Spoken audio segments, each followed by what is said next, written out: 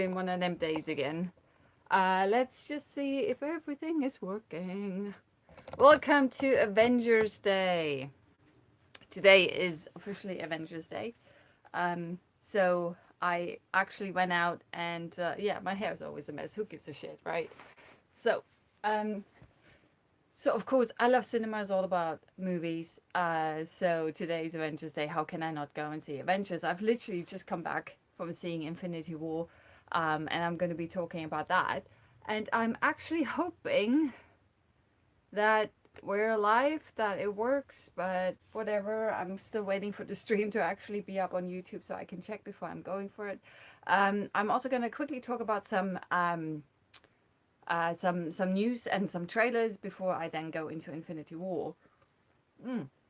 Apparently we're not live, which is weird because I think I've been live for like an entire minute now, but we'll figure it out. So quickly, just going into the trailers and news section. By the way, we're on episode 5 already, so if you've been with me for the entire time, thank you very much. I hope the chat's going to start working soon. Not that anyone ever really bothers with it, but we'll see. All right, so quickly into news and trailers. Just quick news, Jumanji, Welcome to the Jungle, which was a big hit over Christmas, stars The Rock, and I think I've quickly mentioned it while I was talking about Rampage 2 weeks ago, I think. Of course, it being mega successful, it's going to get a sequel. So there's going to be a sequel in theaters winter 2019, which is actually just, it's next year. Like, how quick are they going to do the turnaround for this? It's crazy.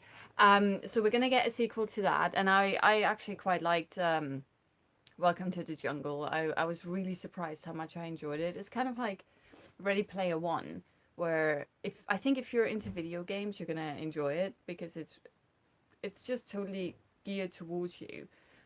Was a lot of fun, not just because of The Rock, but you had, I think Karen Gillan was in it. Yeah, Karen Gillan was in it, and you had. Not Chris Rock. So Kevin Hart. Yeah, that tiny little heart who has my heart. Because he's hilarious and funny and just like everything. And I loved him. But most of all, I think it was Jack Black playing a teenage girl. Was absolutely hilarious. So that's gonna come out next winter next year. Speaking actually of winters, I've just now, actually today, a few hours ago, I've just discovered that Solo, the new Star Wars film, a new Star Wars story, whatever we're going to call it, that's going to be, I'm really not sure if we're live, that's going to be,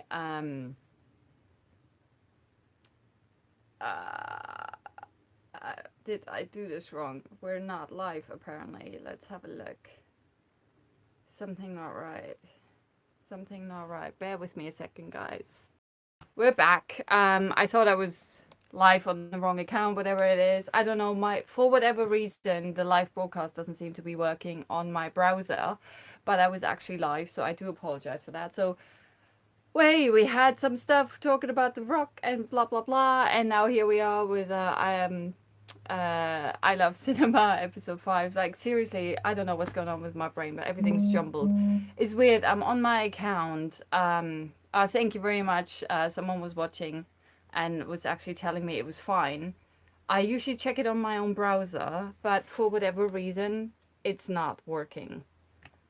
So I thought that I don't know, I've just done something wrong. But we're just talking about the sequel for Jumanji, and I'm really excited about it. And I was segueing with the whole winter thing into, yeah, it's there. I don't know. It's weird. I don't know. I think I'm really stepping away from Chrome as a browser. I'm not very happy with it in the last few weeks, and now fuck knows what's going on now. Anyway, so I did this amazing segue talking from the sequel for Jumanji, Welcome to the Jungle, which will be in theaters next year, 2019, winter 2019.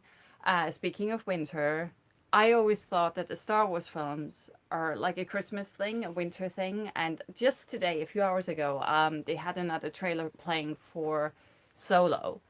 And I've only just realized now that Solo actually comes out May 24th. And it was like, for me, like Star Wars films are always a Christmas thing.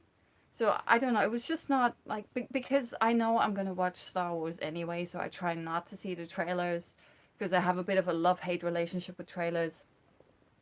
Because on the one hand, of course, you need trailers because, you know, it markets films and I love films, so therefore I should love trailers. On the other hand, trailers are showing you a lot of stuff from a film, like third act kind of stuff. Not that you would know before you obviously watch it, but sometimes there's a lot of spoilers in trailers, and I'm not a fan. So yeah, they kind of piss me off. So if there's like a film that I know I'm gonna watch anyway, so it could be like Star Wars, I will watch it no matter what, unless they really deteriorate. I mean, I'm not a fan of The Last Jedi, but overall, I like science fiction, I like spacey stuff. And I don't mean Kevin Spacey, I mean like stuff located in space. So obviously I'm gonna watch Star Wars, right? So I don't need to see a trailer for that, which is why I try to avert my eyes and all of that, which is probably why I had no bloody clue that it comes out in a month. I thought it was gonna come out in December, like all the Star Wars films were just shortly before Christmas, right? And I was like, of course Solo is gonna be the same thing. It's not. So there we go. Solo comes out in pretty much exactly a month. So that was quite news for me. Let me just see. I'm just gonna have a look at my live stream because for whatever reason it's buggered today. Okay, now it's working. So weird. Okay, anyway, so now I'm also in the chat, so in case you want to chat with me, this should hopefully be working right about now. Thank you very much, Moogle Muffin. You see it and it's fine. Thank you very much for watching and thank you very much for checking. Love it. That's my mate. Can I say your name? My mate Gemma. She's awesome. So thank you very much for checking that for me. And just as your message came in, I was actually like, oh my God, panic. Which means that, oh, I can see it on here too. Ah, awesome. Hi, greetings. Greetings, Earthlings. Anyway, so Solo comes out. I didn't know that I can actually see the chat on the phone as well. So yeah, just in case you didn't know, I'm doing this from my phone because my computer and OBS Studio, whatever it's called, it's just not working right. So I have to use my phone. So there we are.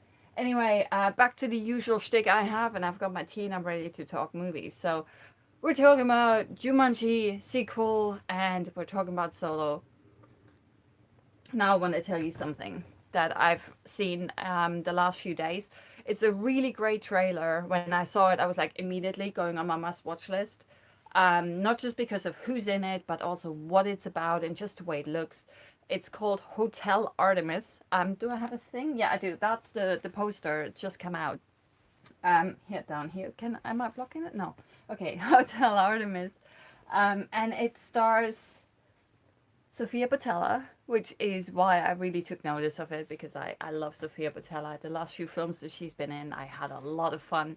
And I think she's pretty kick-ass. And if you've ever seen her, I think it's on YouTube, there's like a video of her dancing, like the craziest dancing routine that I think I've ever seen. Not that I've seen many, because it's not really something that I check, but one of my mates linked it to me on Twitter, and I watched it, and I was like, I can't believe what this woman is capable of doing with her body, like all the contour, like she's a contortionist, and she does it in rhythm to music that is really cool. It's just YouTube Sophia Botella, and hopefully Sophia Botella dance or something, and hopefully it comes up. She's awesome.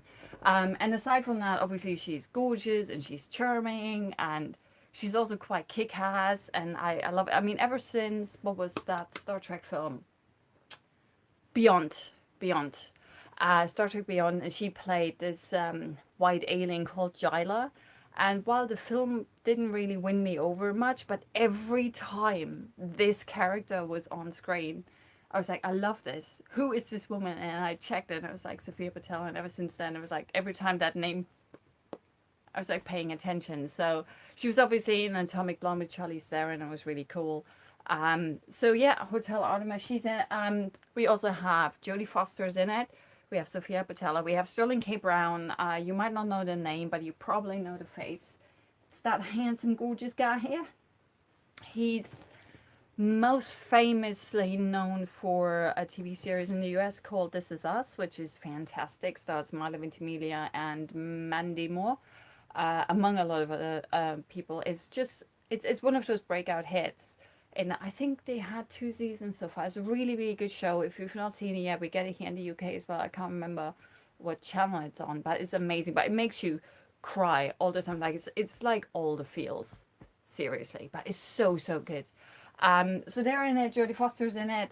Thingy's in it. Jeff Goldblum's in it. Dave Bautista is in it. So there's kind of like a connection to the Avengers Infinity War, which I'm going to be talking about soon. It's got some sick kick-ass action.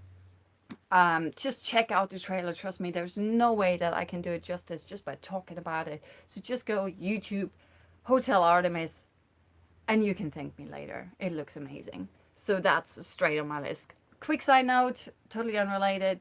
I've just seen this earlier. Sense8, if you like Netflix and stuff, it's a really cool show on Netflix. It has 2 seasons. Sense8, written or co-written by Mr. J. Michael Straczynski, the creator of Babylon 5, my all-time favorite TV series.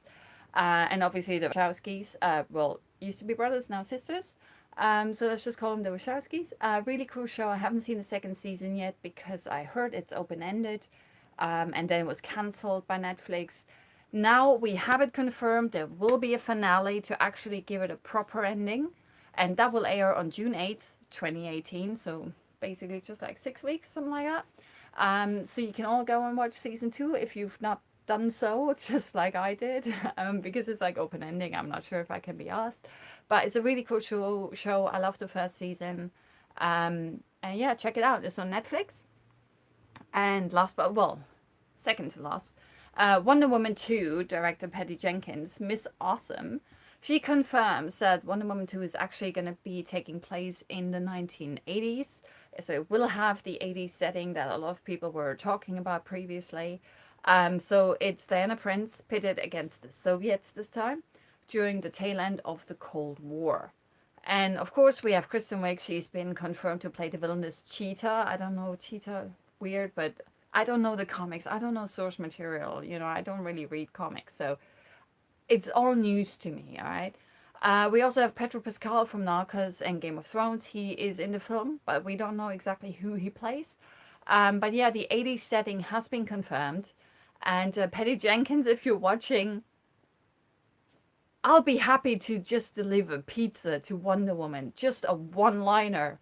Just let me walk through the background somewhere. I don't care. I would love to be part of this because Wonder Woman just fucking rocks. Call me. Not that you have my number, but you can find it easily. And last but not least, Stranger Things, another Netflix show. I know it's TV and not films, but you know, it's very cinematic. They're not just getting a 3rd season, they're definitely getting a 4th season, with the rumor of there even being 5. And it was quite interesting to hear, like, producer-director Sean Levy from Stranger Things. So he's just confirmed the 4th season, and there's a possibility of a 5th.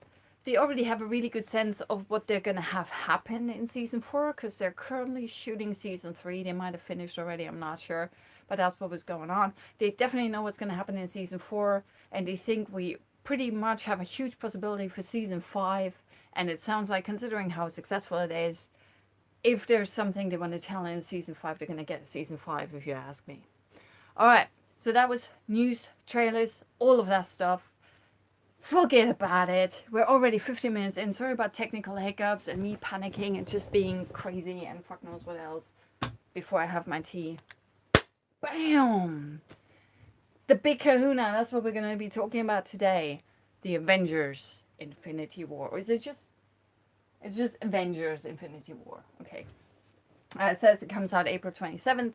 I think that might be the US release because the official release here in the UK is today and it's 26th. And no, I'm not a time traveler. I just went to the cinema early today. Which is my entire evening just went kablooey and just all of that stuff. So, first and foremost, like I said earlier with Wonder Woman, I do not know the comics, okay? I have no idea about the source material, what's supposed to be happening, yada yada yada. I have no bloody clue. I've seen all of the Marvel films once. I've seen Thor Ragnarok. So basically, I went through everything that led up to Avengers Infinity War. So we had first Avenger, which I thought was really good. Iron Man was great. Iron Man 2, not so much. The first Thor was quite nice. Avengers Assemble, one of my all-time favorite Marvel films.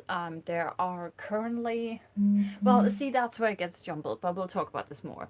So I loved Avengers Assemble, or is it called something else in the US? We call it Avengers Assemble, I think. There was some weird shit with like titles and stuff. Oh, magic! Thank you very much. And then of course we had Iron Man 3, which was like, yeah, it's good. Thor: The Dark World, not a fan. And then the Captain America Winter Soldier came out, which I thought was fantastic. And then of course we have Guardians of the Galaxy, which is next to Avengers Assemble, my favorite Marvel film, I think, of all time. And then we have Guardians 2, which is alright, which is nice. It's, well, actually, let me say, it's good, but it's just not as good as the first. And then we had Avengers Age of Ultron, which again just wasn't as good as the first one. Then we had Ant-Man, and that just blew my mind. Because I was like, yeah, let's go and see it. It looks stupid, but there's nothing else on. I think it was an August screening or something. And we were like, yeah, let's go and see it. We went to see it, and afterwards I was like, this is one of the best films I've seen all year. It was so good. It was so well written.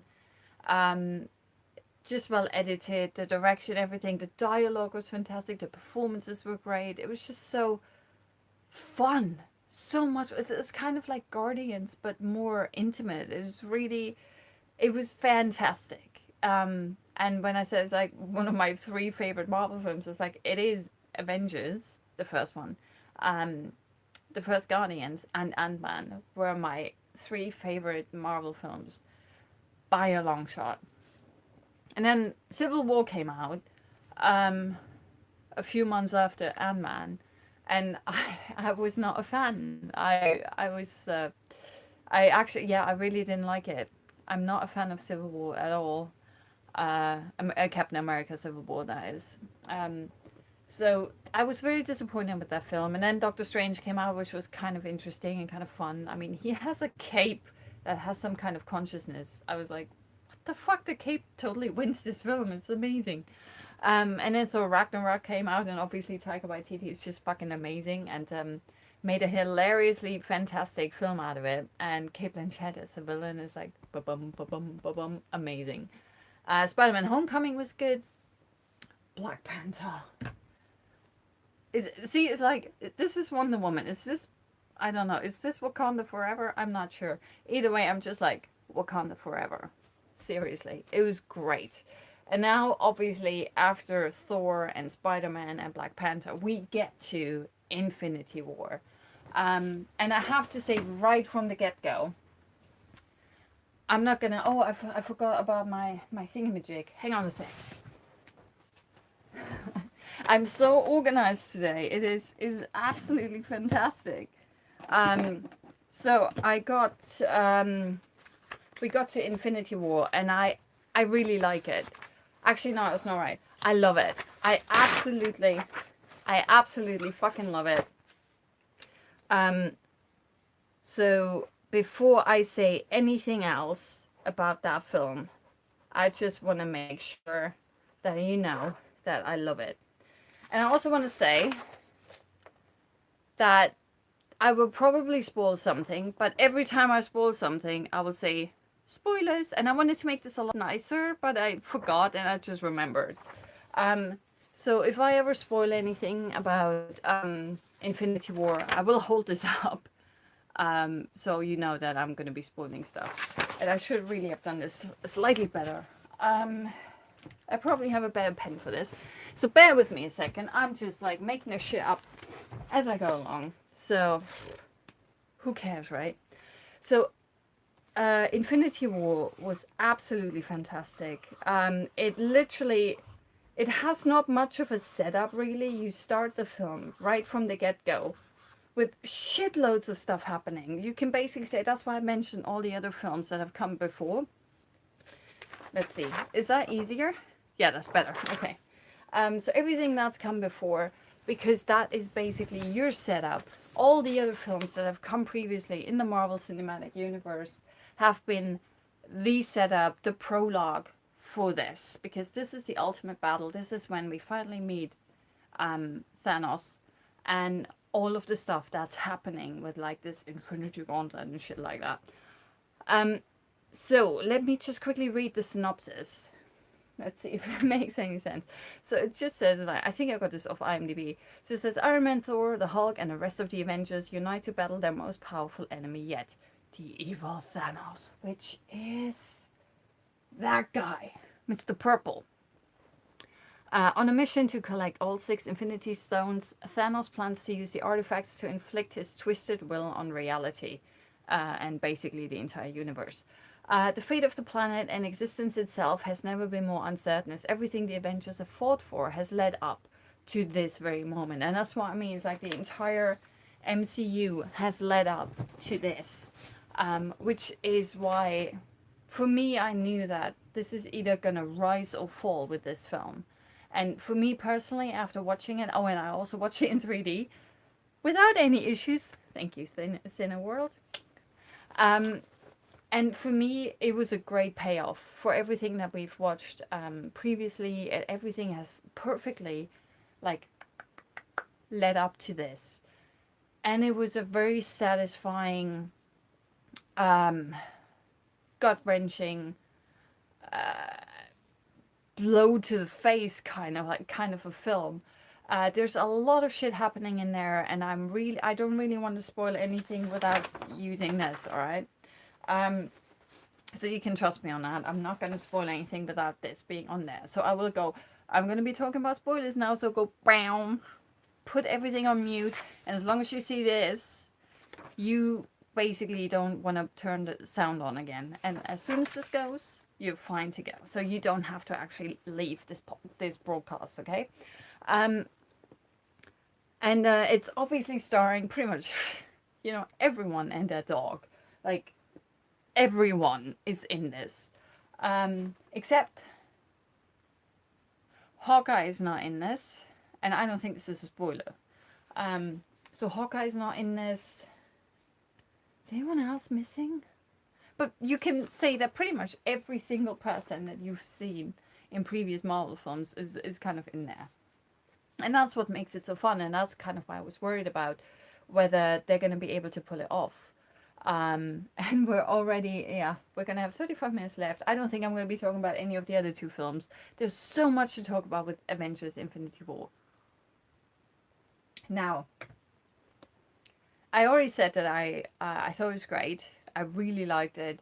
I'm not sure whether you need to see it in 3D. The 3D is nice, but I don't think it's necessary. It's not like watching Ready Player One, where for the video stuff, like the video gamey stuff that it's enhanced by 3D.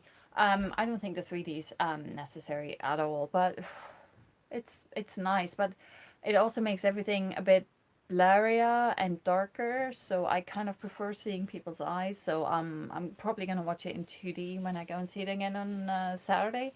That's the other thing. There's so much happening in this. It's not like Ready Player One, where it's like boom, boom, boom, pow, pow. So many things that you can miss. It's more like so much to take in, especially emotionally, that you kind of have to see it again. Plus, it's a roller coaster ride. It's just so much fun as well. It's just great action and the emotionality of it all, and the stakes are really high. And because there's so many of our previous heroes all smushed together in one film, it feels almost a bit overwhelming. And the script's really tight. Like, it really plays with your expectations. You've probably heard that there's a character is gonna die in this, or several characters are gonna die in this, and I will tell you right from the get-go that not everyone survives. But that's not news, and that's not necessarily a spoiler. Um, there is something that happens in, I think, the first 10 minutes, and usually I go, if it's in the first 10 minutes, I do not consider it a spoiler. However, what happens there I find quite spoilery, which is why I don't want to talk about it without actually going into my spoiler section.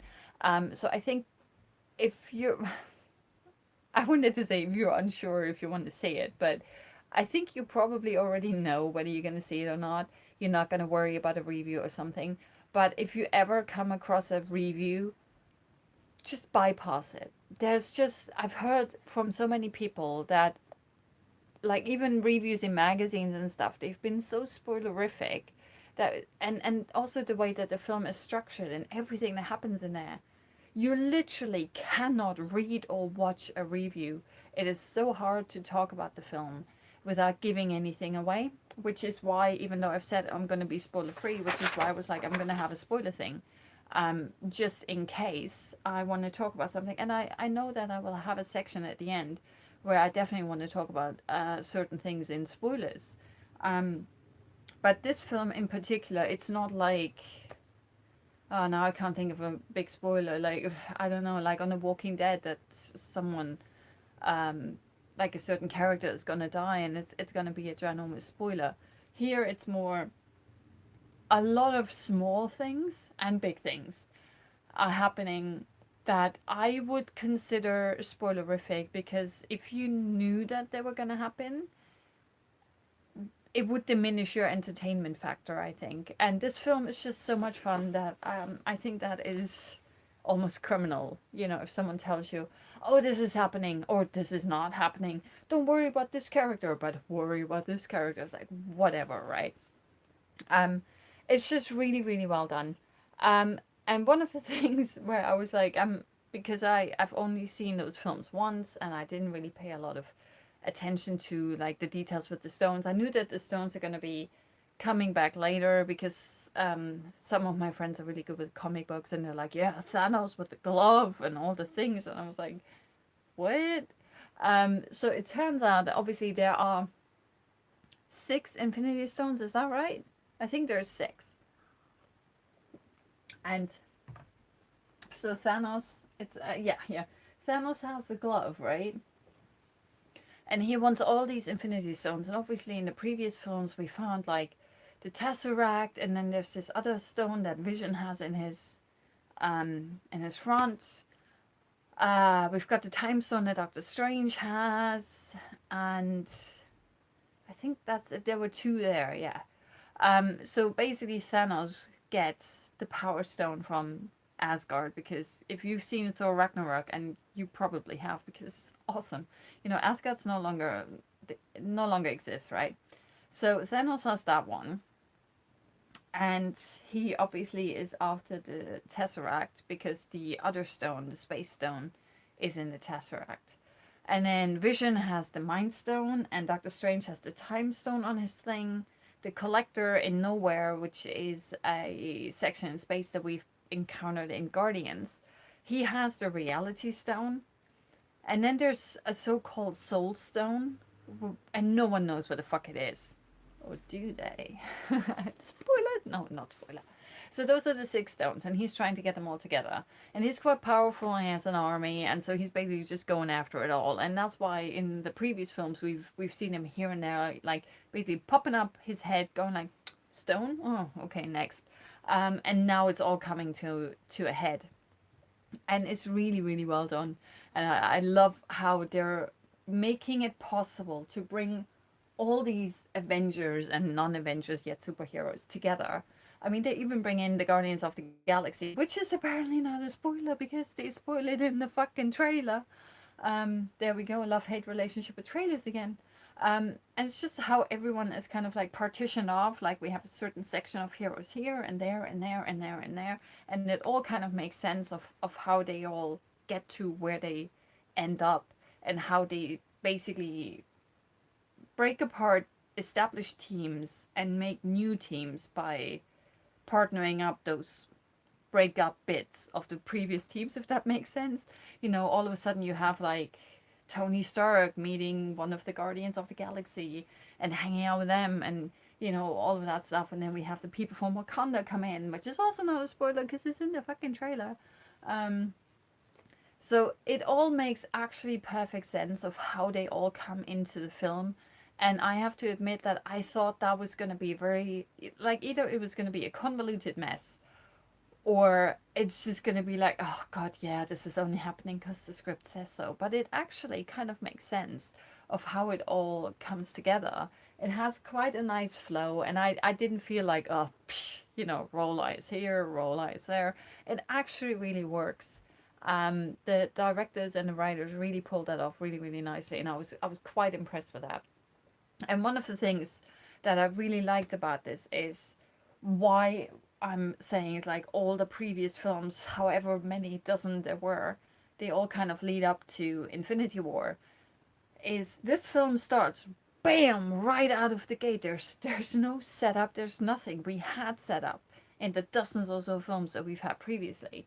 So right out of the gate, we're in the middle of things, or sort of in the aftermath of a thing, meeting people who are, you know, who've seen better times, and like shit is happening right from the get-go. And the stakes are really, really high. And there's like I was saying earlier, something happens in the first minutes that I'm like, holy shit, I did not see that coming.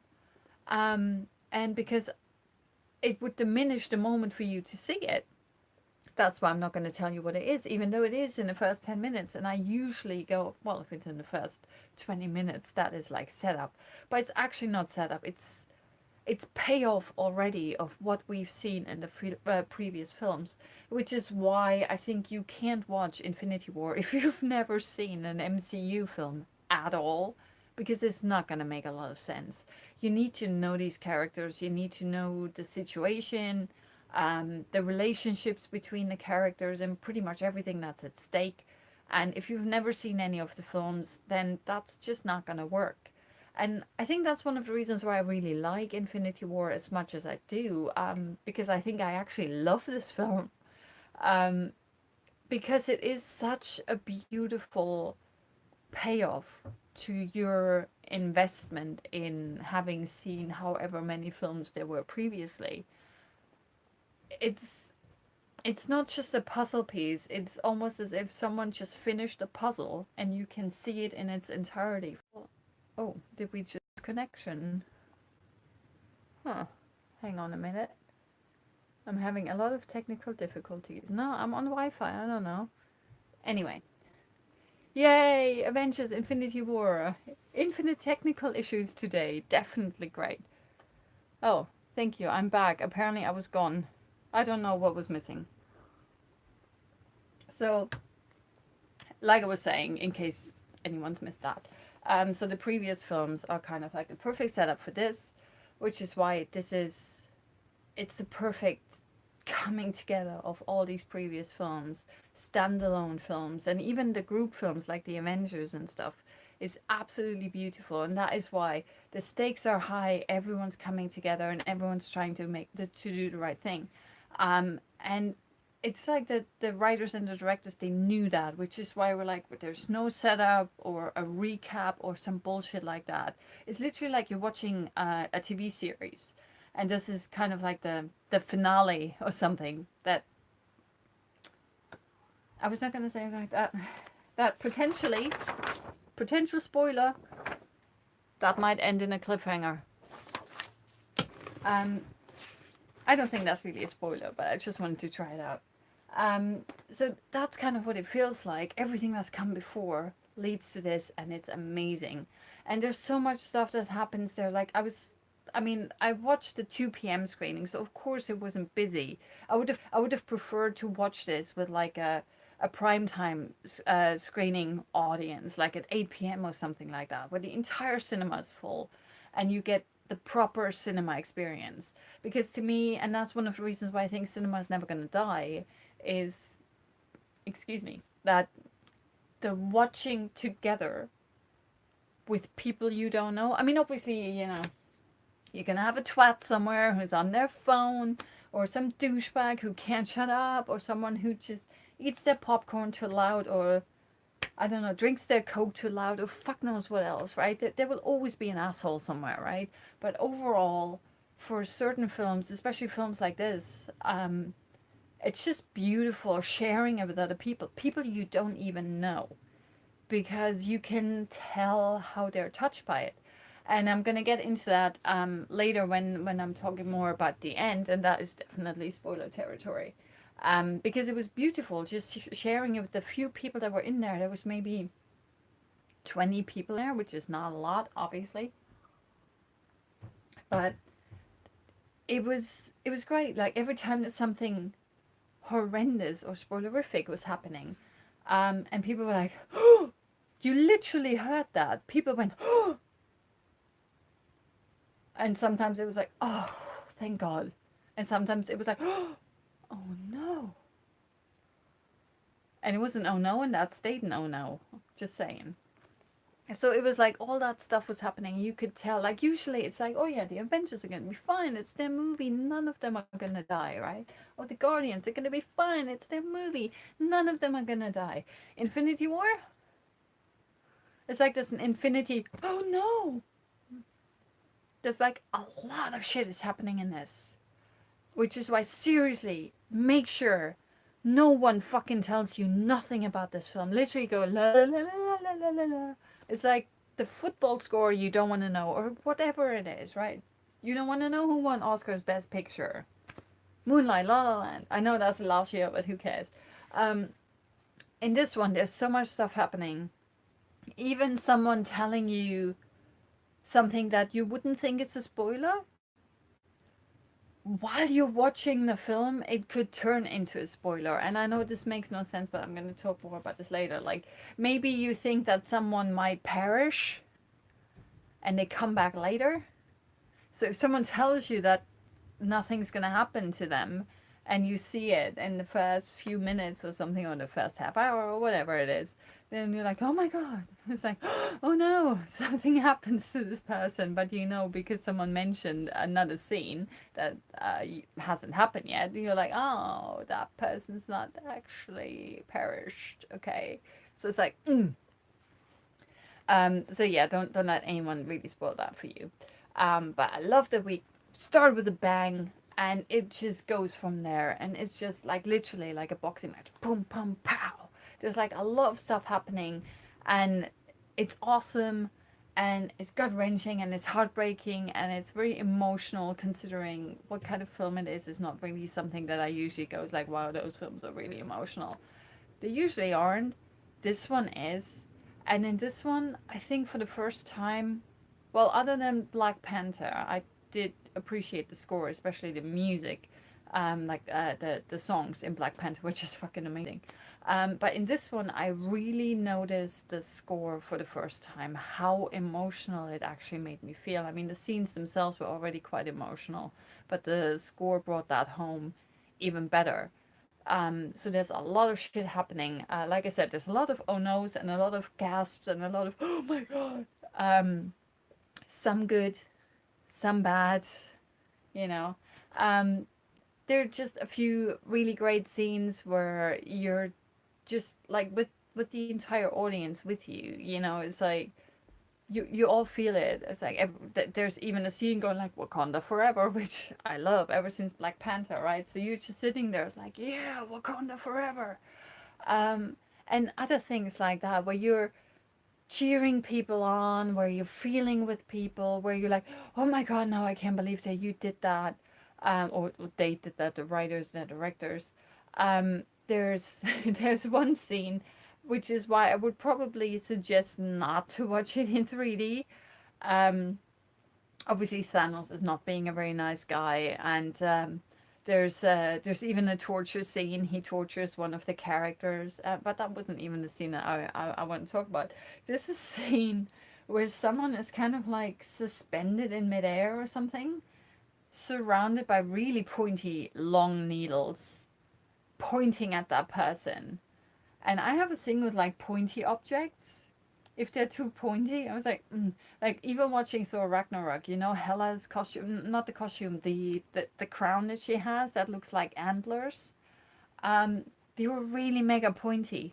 And some, like when I was watching it in 3D, and sometimes when her costume came out, like when the antlers came out, and I was like, I can't actually look at that. Oh, now I'm good. Oh no, now I can't look at it. That scene with the needles, especially in 3D, I was just sitting there going, oh, I can't even look at that. Is it over yet? Oh, it was horrible. It's absolutely horrible. But then obviously I have issues. Um, but yeah, I was like, I could not stare at the screen for the entirety of the scene. I was like, you know how you're looking through your fingers, going like, okay, all right. That's kind of how I was watching it. Um, then there are things in there, obviously, special effects are fantastic. The action is amazing, and not just when, like the stuff you've seen in the trailer where all the Wakandians are descending upon whatever alien force that is. I'm not going to tell you what that is, but the battle sequence there is absolutely fantastic. Like the fight sequences in general are really, really well done. Obviously, the CGI is great. Um, Everything just looks awesome and sounds awesome. The dialogue's really well written. There's this whole thing. I'm not sure if it was in the trailer or whether there was some kind of an outtake video or something with uh, what's his face, Thor and Star Lord, where they were going on about it's like I'm more muscly. It's like, oh, Star Lord, you're getting a bit chubby or whatever it is. They have this whole banter going on between the two Chris's, and that's actually in the film, and it was actually hilarious because it's it's so in character for Thor and for what's Star Lord's name? And he's not called Star Lord. What's his name? Peter Quill, right? So that works really well. There's like, of course, you have Drax being Drax, saying like some weird shit. Um, the one thing I wasn't much of a fan of, and I think was a very underused character, is obviously Groot, who is now a teenager. Not a spoiler, we've all seen that, right? Um, he's there because the other Guardians are there, but and he does have a payoff. Like there's a reason why he's there. He actually um how do you say that? He has a he actually has something important to do, but basically just one bloody thing. But overall, I was like, he was a wasted character. He was literally just like some decoration on the wall, which I thought was a bit annoying. But he was playing this he was being the annoying teenager, and I was like, Obviously, Baby Groot in Guardians 2 was fucking fantastic. I really liked him. The teenager, not so much. I was like, I literally, you don't even have to write anything for him. Just let him sit in the background. I don't give a shit. All he does is play his Game Boy or whatever equivalent it is. So that felt a bit like a waste of time. But I think, what other characters do we have? Pretty much everybody. um, it's really weird because I like Doctor Strange. But him versus Tony Stark a bit in the film as well. That kind of worked. So you have like these animosities between certain characters that are very similar to each other, which I thought worked. Then there were things that you've probably heard in the forefield of before the film actually came out. Like there was this rumor that I shouldn't probably say because it might be a spoiler now, that a certain person was gonna die. And I'm not gonna say who's gonna die in the film, but there are a lot of deaths in this film. I think this probably has the highest death toll of any MCU film, I guess. Not that I count, but this was quite devastating in what happens. So you don't necessarily have to get the tissues ready, but there's definitely shit happening in this film where you're like, I can't believe you did that. And one of them really, I was like, oh my god. So I had my oh my god and my oh no moment as well. But I can't talk more about this without actually going into the spoiler section, because I really don't want to spoil it for anyone. I think if you like the MCU in any way, shape, or form, if you've liked any of the previous films, especially with the Avengers, I think you need to really go and see this. Um, Even if you're not an MCU fan, but you've seen a movie here and there, I think this is a good film, because it's full of action. There's really high stakes in this. No matter what Avenger or superhero or whatever we're gonna call it, you like, that person's probably gonna be in this film, unless you're into Hawkeye, which is like, is there actually someone who likes Hawkeye? Because he's not in this. Like he's nowhere to be found. No, that's the Falcon guy, and that's the War Machine guy, and yeah, there's just yeah, there's literally no Hawkeye, even though Black Widow's in it. And why does she no longer have red hair? I don't know. Not to clash with the Scarlet Witch, who I love. She's awesome. Elizabeth Olsen as the Scarlet Witch. But yeah, I don't know. Hawkeye's not in this. I think last time we saw him, was that in Civil War? Is that when he was living on the farm or something like that? And he was like, well, I might as well just quit being an Avenger because I prefer living on the farm. Which was fine, like fair enough, you know. Then there are certain things that obviously Spider-Man shows up in this. Is he on this? Is he anywhere? Oh yeah, he's down here. Right. That's him. That's Spider-Man. I liked Homecoming. So Spider-Man's in this, and obviously if you've seen the trailer, you know Spider-Man is in this.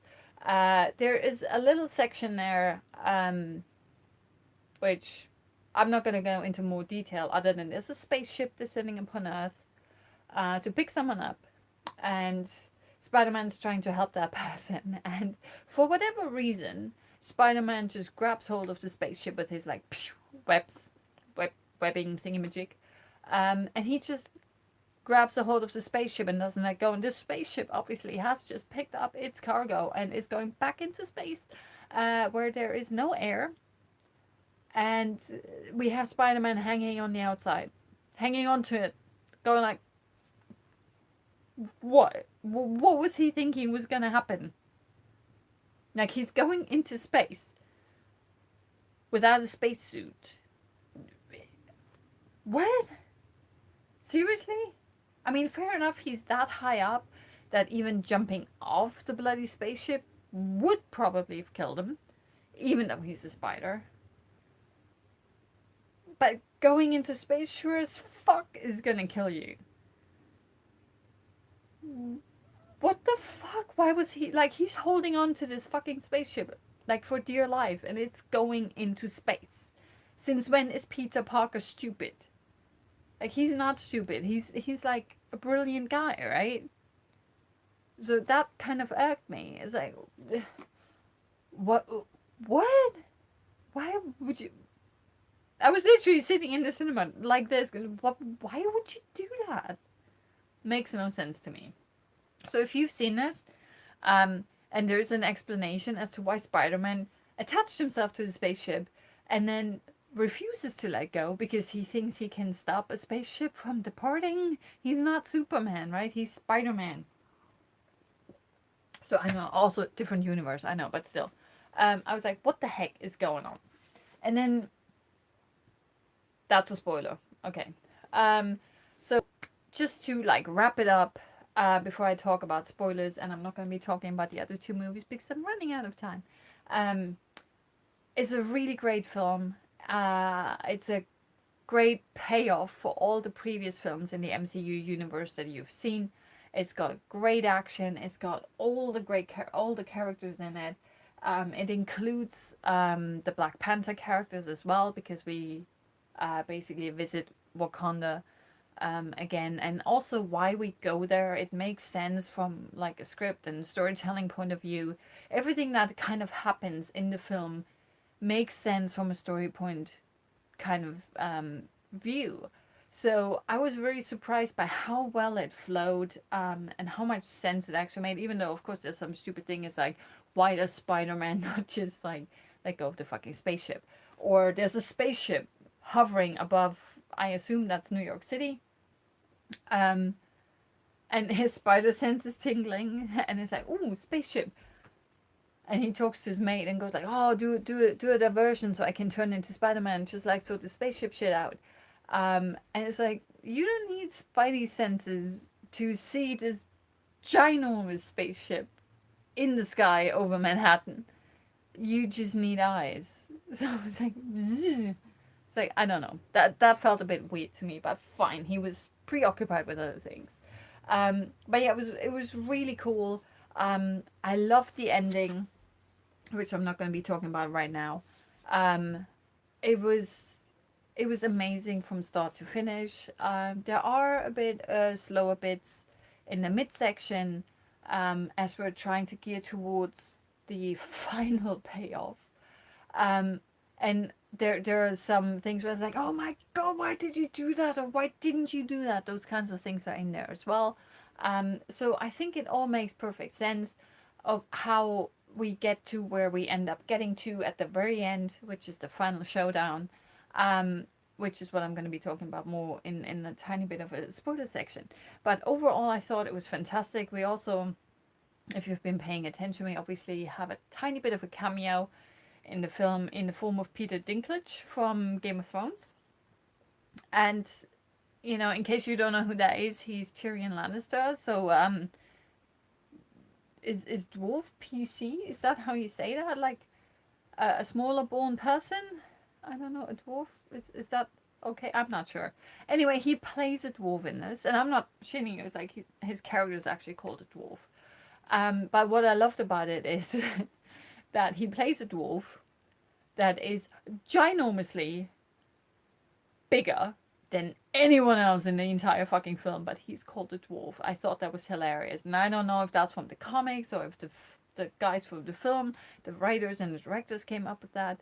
I have no idea. I assume it's from the comics, but I thought it was hilarious that he plays a dwarf who is towering over everyone. And yeah, that was fun. But in that section, in the section where he comes in, there's other things where I was like, that doesn't make a lot of sense to me, so I'm not sure. But the ending was great, and everyone that I was watching it with was clearly impacted by it. You could hear a needle drop after everything went to black, after the credits started. Everyone was like, what just happened?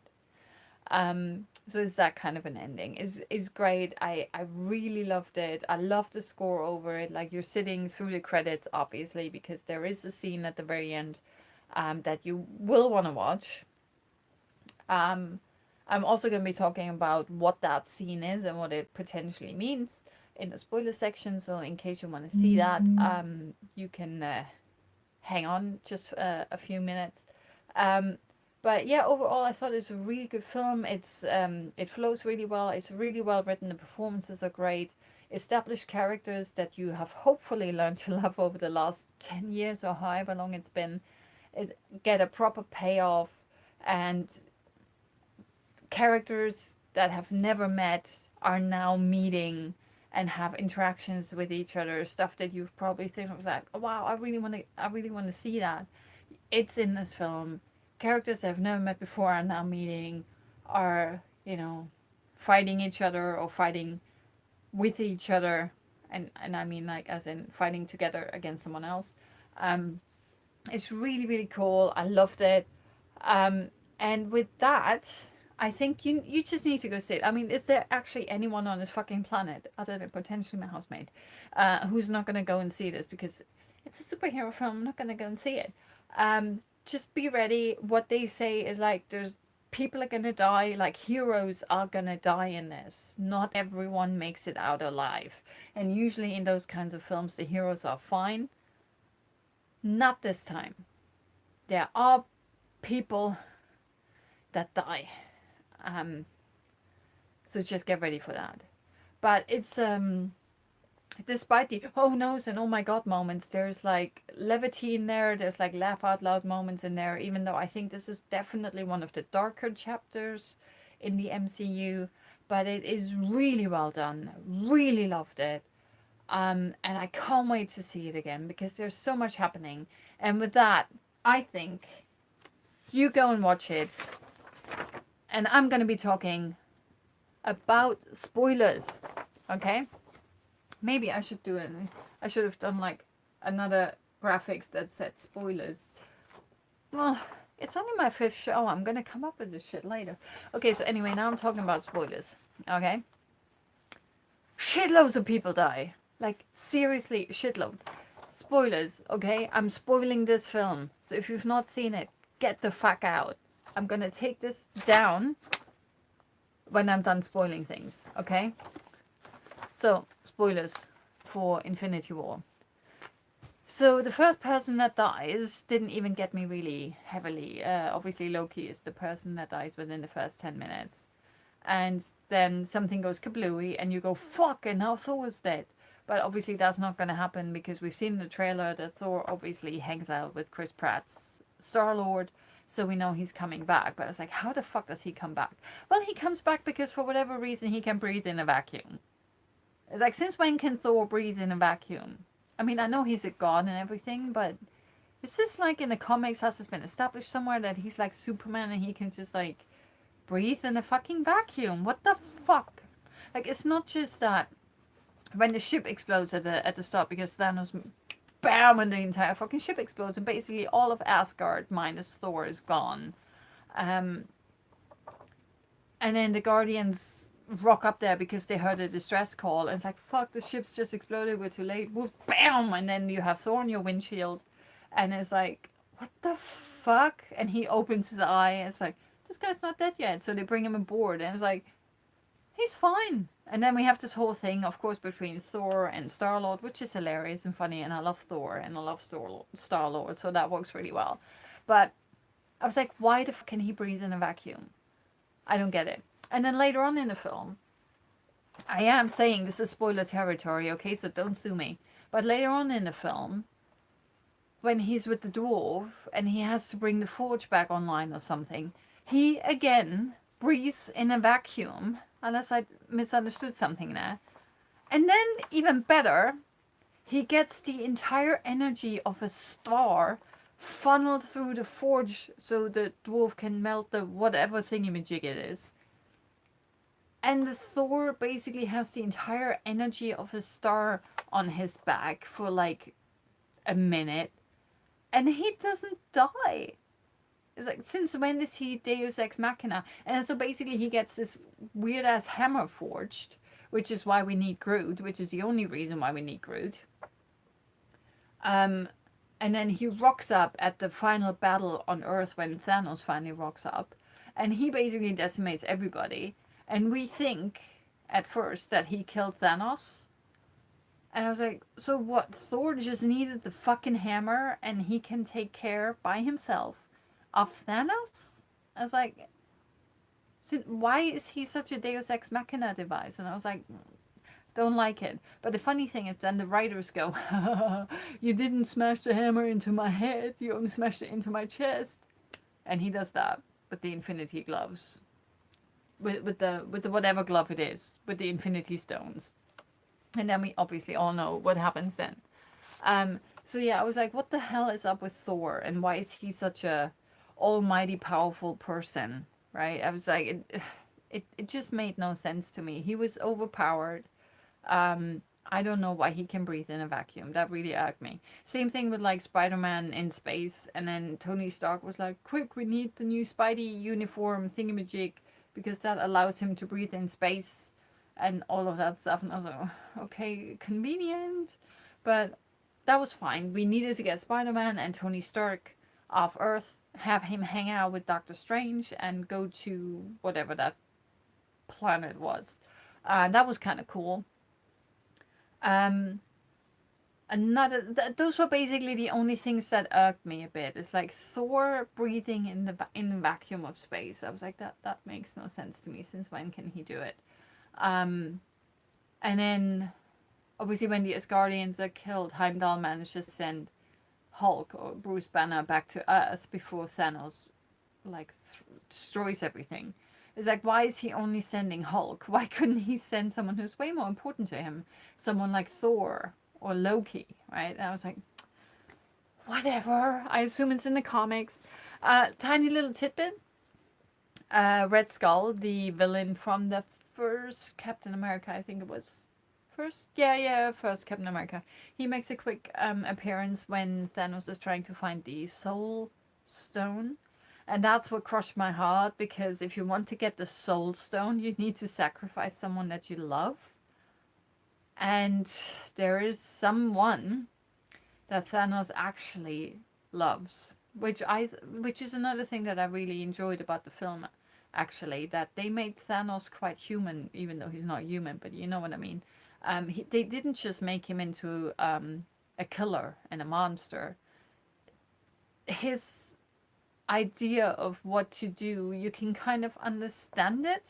It's obviously fucked up, but you understand why he does what he does. Like, he brings his point across, and he's not totally evil, you could say. But that broke my heart when he kills the person that he loves, because I was like, kind of like that guy. Yeah, I mean, it's not a guy. Okay, he kills Gamora, and I was like, oh my god! And I was like, nothing's gonna happen. But yeah, well, we'll see what happens, right? And then obviously we have the thing, post-credits scene at the very end. We see Nick Fury and Maria Hill. And that is after Thanos did this. So obviously 50% of the people in the entire universe are just disintegrating into dust, which is why there's so many people dying at the end of the Avengers Infinity War. A lot of our heroes are dying, including Nick Fury and Maria Hill. But the cool thing is, little send-off there, is that Nick Fury presses send on his pager. And I was like, oh, who's he sending it to? And bam, I had to check what that was. But it is the Captain Marvel symbol at the very end, which is obviously a little hint at next year's Captain Marvel standalone film. Obviously, that even though Captain Marvel is going to be an origin story next year, so it has nothing to do whatsoever with Infinity War. But I think that's what potentially is going to happen in the sequel for Infinity War, which comes out in April next year. Captain Marvel, the origin story, comes out in March. So there's some kind of connection there. He sent a signal to Captain Marvel. And I think Kevin Feige was saying that Captain Marvel is basically going to be the strongest, most powerful character in the entire MCU.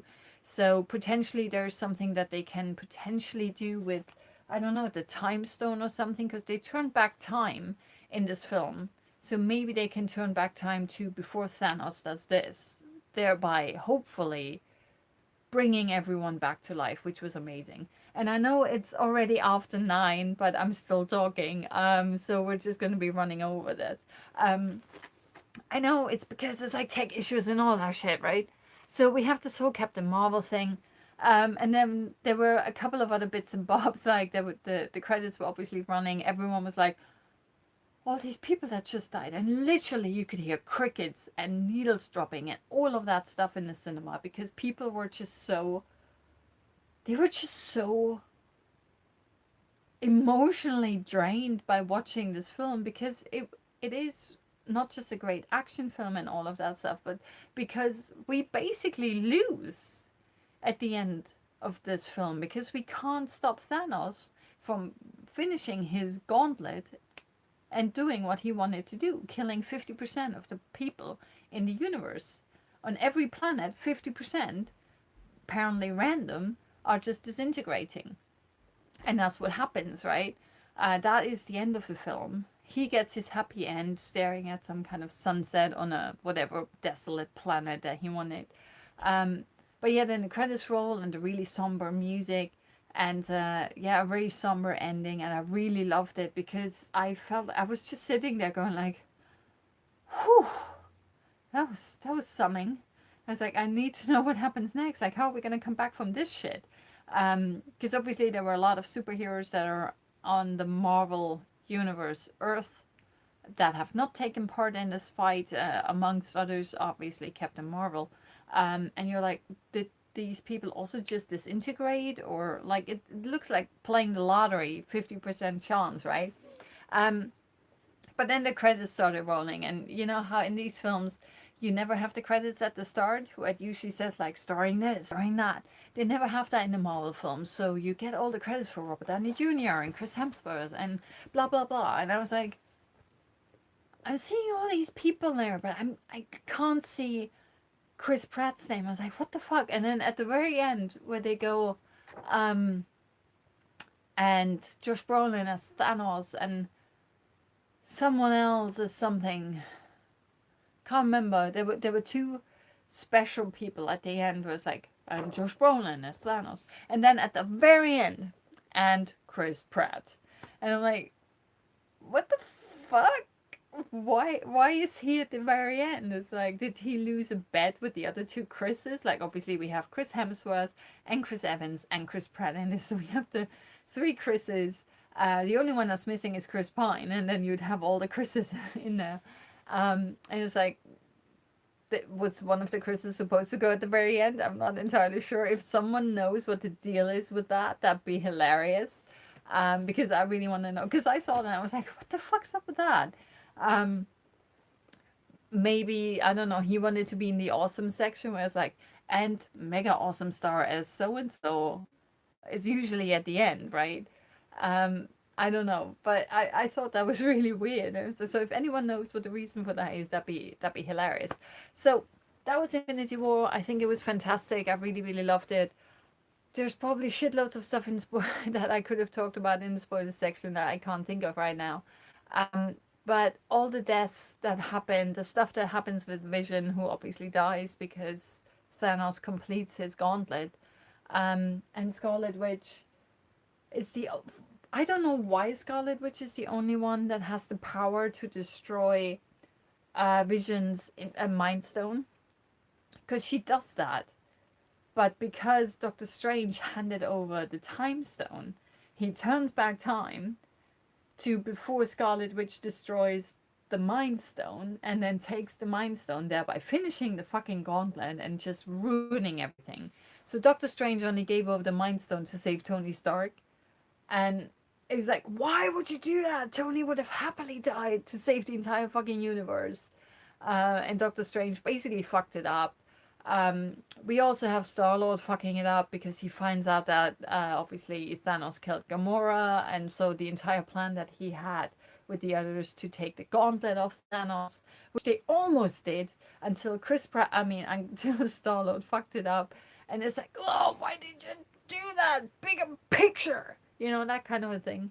Was really, really good. So I did enjoy that. So after that, just go and watch it, and go and watch it again, because it's really, really good. Like, there are certain films in the MCU that I'm not a big fan of. Obviously, Civil War, I think, was the last one where I was like, what the fuck was that? I know a lot of people like that, and I just really didn't. I was like, this is a stupid film. I didn't enjoy it. But I love Thor Ragnarok, I love Black Panther, now Infinity War, I think, is the proper, perfect payoff for all the previous films that we have seen. I loved everyone coming together and fighting together against the alien invasion, trying to save the planet, trying to save the universe and defeat Thanos. It was absolutely fantastic, absolutely loved it. I'm gonna go and see it again on Saturday. I'm really digging this one. I love that the stakes are very high, but there's still a lot of fun and laughter in it, even though there's a lot of drama and tragedy in it. And we're no longer in spoiler section, by the way. Okay, I need to work on this. But yeah, I just absolutely love how it all comes together, and how all our superheroes are teaming up together and kind of get to know each other now, because Captain America knows the Prince of Wakanda, or the King of Wakanda, or whatever his name is, T'Challa, and all of that stuff. Like, everyone, like, one of them knows one of the other, and now everyone knows everyone else. And it was absolutely fantastic seeing everyone come together and trying to save the universe and trying to save the human race and just defeat Thanos and just trying to make everything right.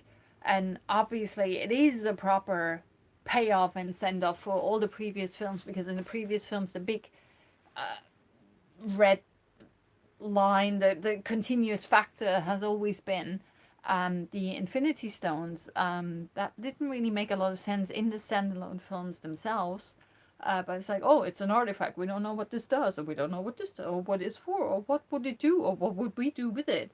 And it was like, well, we're gonna just like put it in a storage unit somewhere, and we're gonna revisit this later. And now we do, and we do it to such a fantastic avail, and it's just so much fun. And like I said, I love the performances there, because there's, even though it is basically stupid action, but it's awesome stupid action.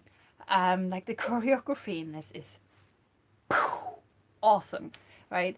But then you also have like really emotional stuff, like with the Scarlet Witch, at the very end, when she basically has her. I mean, she's got some epic moment to shine, and we have Okoye even says like, "Well, she can do that. Why have we been waiting this long to get her on the battlefield?" It's like, what's she been doing up there all this time, considering she can do that, and like all of this stuff. So there's like a lot of little tidbits like that that are all over the film, which is why it is so much fun. And then you have the emotional impact of it, which is why it's a bit tragic and dramatic and gut wrenching. Um, but it's just so fucking amazing. And like I said, the Scarlet Witch, after she has her thing on the battlefield with the Wakandian guys and ladies, obviously. Um, but she has something really heavy to do at the very end of the film. And Elizabeth Olsen just smashes it out of the ballpark. You know, it's basically an almost still action sequence where all the emotions are over her face. It's like, it was so fucking powerful. You will know exactly what I'm talking about when you see it. I was just like, fuck, man, that is just so fucked up. And it was great, and I loved it, and I can't wait to see it again. That's basically what it is. It's like, this film is so good that I can't wait to see it again. Um, and yeah, I think this is one of the best MCU films that we've had. And my favorites, as I mentioned previously, were the first Avengers. And I don't mean Captain America, the first Avenger. I mean Avengers Assemble. You know, the first Avengers film. And then the first Guardians film. And Ant-Man. So forget about Ant-Man. It's a shame he's not in this. I hope he didn't meet an untimely death. Because I can't wait to see him again. Well, obviously we're gonna get a sequel to Ant-Man and the Wasp in, when is it? In July. Fuck, that's this year. July 6th, apparently. So it's not that far away. I can't wait to see that, because Ant-Man's awesome. But yeah, this one's really, really good. Great performances in it, great action sequences in it. Special effects are fantastic. The dialogue is really witty. Everyone's delivering it really, really well. There's a lot of banter between all the cast. Thanos is a great villain while still having a heart, and I was really surprised by that, because I thought he was just going to be your usual comical villain, you know. He's just going to be evil, and that's it. He's got nothing else going for him. While his what's the word I'm looking for? His his idea, or his plan, his entire motive, his motive is, I can understand why he's doing what he's doing and why he's trying to do what he's trying to do. It makes perfect sense from a certain point of view. And he even has a really, not just one actually, there are a few scenes, but especially one that is a really heart-wrenching scene with him and another character. And I was really surprised, because I did not see that coming, and it was fantastic. And it humanized the villain, and that makes the villain so much more interesting. And I really didn't think that that was going to happen in an MCU film, but it did. And the film is better for it. I didn't think I was going to like Thanos at all. I mean, the few glimpses we've had of him in previous films, I was like, yeah, who's Purple Guy? But he's really good, and Josh Brolin does a really good job, as does everyone else. It's a really fantastic film. I think you're gonna like it. I'd be surprised if you like any of the MCU films if you're not gonna like Infinity War, because it definitely is one of the best ones. It's very dark, while it also has levity moments, but overall it is definitely one of the darker ones, if not the dark. I think it's actually the darkest one we've had. Um, yeah, definitely. The stakes are the highest. They've never been higher. And yeah, people die, and not just random people. Some of our heroes will not make it. And I think this is the first time this has ever happened. And I really like that, because usually you think all the heroes are always fine, and you know that they're going to be okay, they're secure, they're safe. Nothing's ever going to happen to them because it's their film.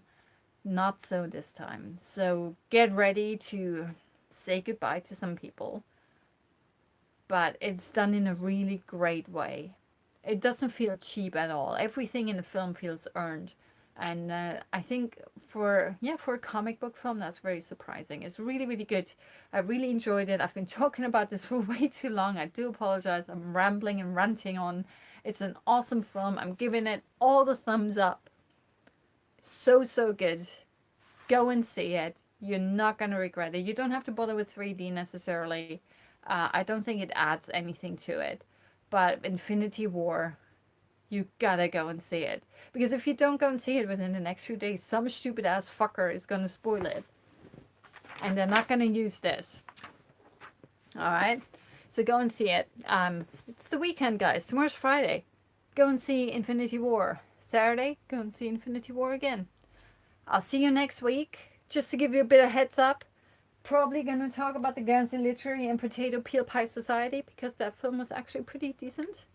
And funny cow. Very surprising now. Alright, I'm Mel. Go see Infinity War. Thank you very much for watching. Don't forget this trailer.